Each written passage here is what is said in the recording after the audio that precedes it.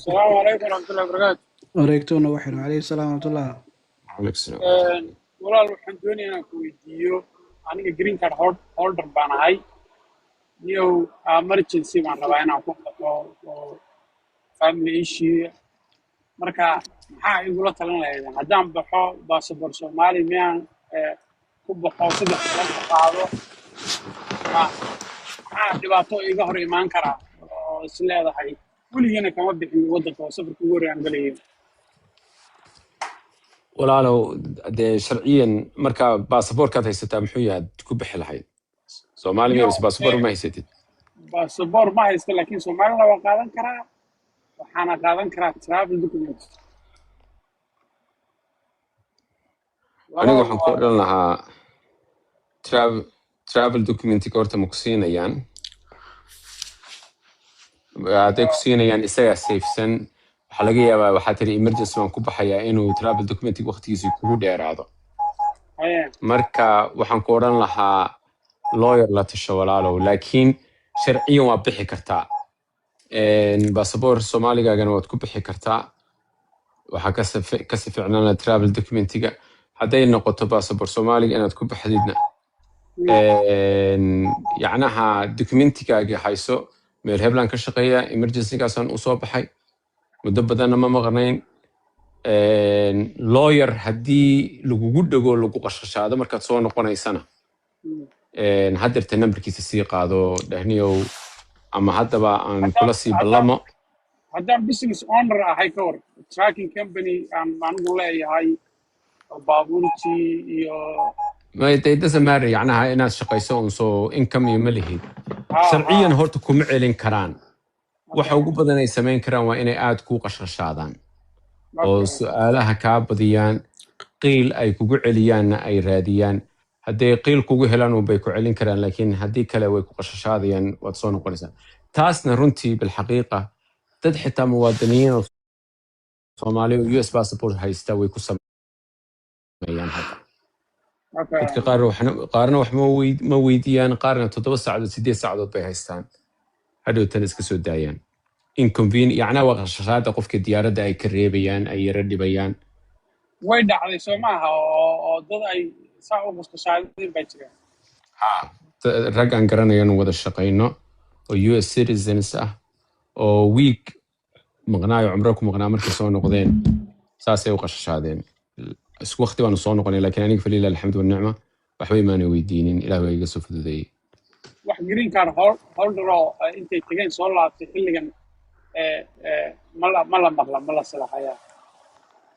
the question is wax green card haysto oo ay celiyeen ma la maqlay may intay waddanka ka baxeen haddana dib u soo laabin waayey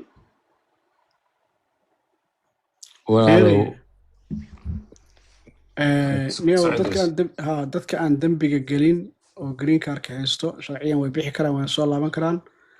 haddana qof green card haysto oo banaanka u maqnaayo la celiyo weli maanu maqlin wax la sheegayo iska rumor soo maqlinay arrinta ku haysatay arrin emergency tahay aday ka fursanaynin ilaahna tala saaro hooyaday baa xanuunsanaysa 10 sano ma arag ay habto inaan baxo marka waxba ma arkaysa dad haddadan waxaan ku hayaa maalin walba dad soo laabto green card haysto passport Soomaali haysto oo travel document haystaan aniga la kulnaa maalin walba way jiraan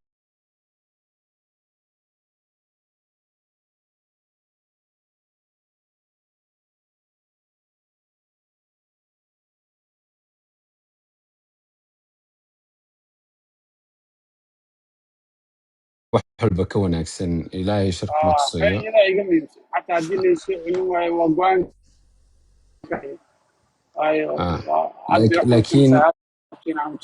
laakiin way jiraan eegdaas waa su-aasha waan kuu bedelo waxaan ku yidhi dad green card haysto la celiyey may jiraan dad laga kansalay baa jira laakiin dadkaas waa dad qiil lagu wada helay intaan ogahay laakiin qof ay bilaa qiil kaga kansaleen maan arag qof ay yara qashqashaadeen mooyaane marka ta kale aan kugula talin lahaa waxa weeye soo noqodkaaga tigidkaad goosanaysid walaal saacado dheeri ah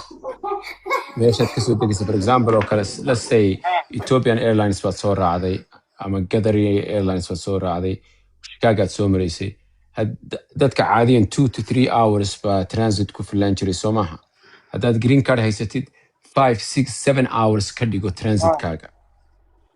si haddii yacnaha lagu qashashaado aadan flightkaaga u misgaraynin haddii ilaahay kuu fududeeyana dee dhowrka saacadood haddaad madaar iska fadhido maraykan ku yaala dhibi kaaga iman mayso haye walaal maasanta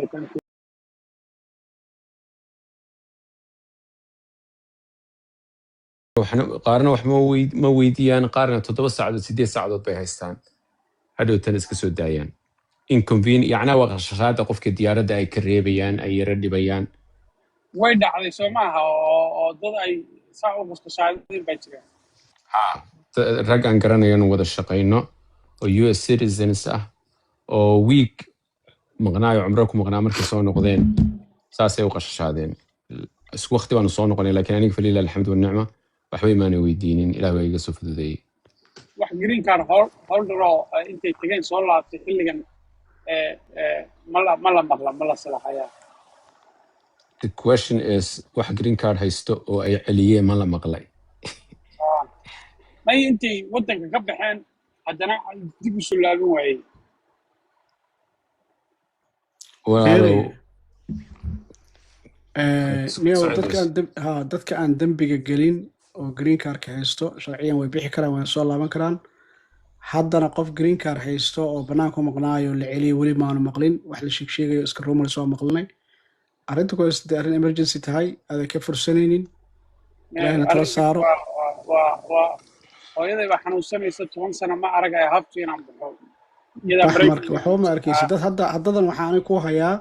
maalin walba dad soo laabto green card haysto passport Soomaali haysto oo travel document haystaan aniga la kulnaa maalin walba way jiraan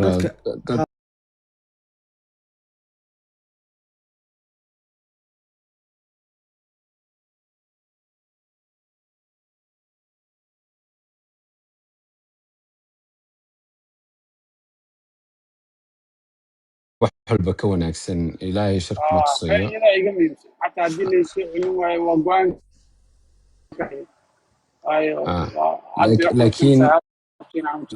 laakiin way jiraan eegdaas waa su-aasha waan kuu bedelo waxaan ku yidhi dad green card haysto la celiyey may jiraan dad laga kansalay baa jira laakiin dadkaas waa dad qiil lagu wada helay intaan ogahay laakiin qof ay bilaa qiil kaga kansaleen maana arag qof ay yara qashashaadeen mooyaane marka ta kale aan kugula talin lahaa waxa weeye soo noqodkaaga tigidkaad goosanaysid walaal saacado dheeri ah meeshaad kasoo degaysa for example oo kale let's say Ethiopian Airlines baad soo raacday ama Qatar Airlines baad soo raacday Chicago aad soo maraysay dadka caadiyan 2 to 3 hours baa transit ku filan jiray soo maaha haddaad green card haysatid 5 6 7 hours ka dhigo transitkaaga si haddii yacnaha lagu qashashaado aadan flightkaaga u misgaraynin haddii ilaahay kuu fududeeyana dee dhowrka saacadood haddaad madaar iska fadhido maraykan ku yaala dhibi kaaga iman mayso haye walaal maasanta update-ka noo wada waxaan kaloo naga codsanayaa walaalaha jooga kokosyada haddii aad rabtaan inaad soo qabsataan oo update-na siisaan meesha dadka imaaday iyo numberka ise wax yihiin waa niga mahad celinaynaa wixii kaloo update oo magaalada kasoo kordhay iyo xaaladda haddaan nooga warantaa waa niga mahad celinaynaa su-aalahana waan wadayna insha allah walaalkeena arkan waan ka faa'iidaysanaynaa marka qofkii raba inuu opinionkiisa ku daro sida hadda gabdhaha kor saaran SN1 iyo Samsam iyo anytime jump in add your mataqaana contribution insha allah Japan boy waan ka hadalnay walaalo lacagtaas ice waxaa loo Homeland Security oo dhan baa 2 week loo qabtay oo ah in 2 week ay Democrats iyo Republican ku heshiiyaan shuruudaha ay isku howlgalayso si miisaaniyadooda loogu cusboonaysiiyo marka 2 weekna maanta ka bilaabaysa insha allah absolutely السؤال هو عن شقة كجرا وغير مهرمر كرادين كسع arka waxa weydiin lahaa qof Kenya passport haysta oo visa hadda sugaya oo laakiin Soomaali tagay Soomaali visa uu dhagan yahay ma imaan karo hadda way dhaaftay intaas. walaalay ogaalkayga dadka baasaboor ajaaniba wata oo Soomaali visa ugu dhagan tahay fiisaha way u diidayeen. dad fiisa haystaa jira, waxaan u malaynayaa dadkaas fiisaha already haysta inaan la celinaynin. way fahamtay Soomaali qof fiisa haystay oo intaan sharcigan soo bixin weli aan soo dhoofin saan aniga ogaalkayga ogahay qofkaasoo kale ma celinayaan. laakiin qof passport ajaaniba wata dalku doona ha ahaado, England ha ahaado, dalalka Mareykanka saaxiibayiin ha ahaado, Imaaraati ha ahaado, Sacuudi ha ahaado, Kenyaati ha ahaado, hadday kuugu dhegan tahay fiisa Soomaali ah iyo fiisa Yaman ah, fiisa dalalkaas ay si gaarka u bartilmaansanayaan Iiraan ah ma ku siinayaan. dowladahuna inta badan way sameeyaan. haddeerta dalalka carabta oo kale hadday baasaboorkaaga ku arkaan fiisa Israa'iil oo kale inuu ku qoran yahay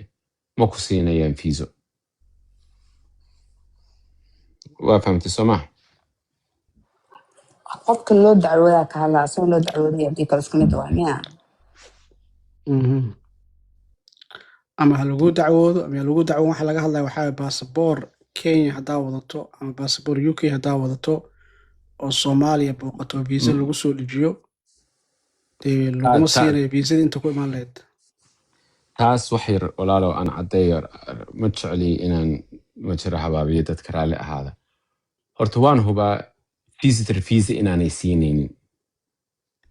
laakiin dadka ay siinayaan spouse visa oo kale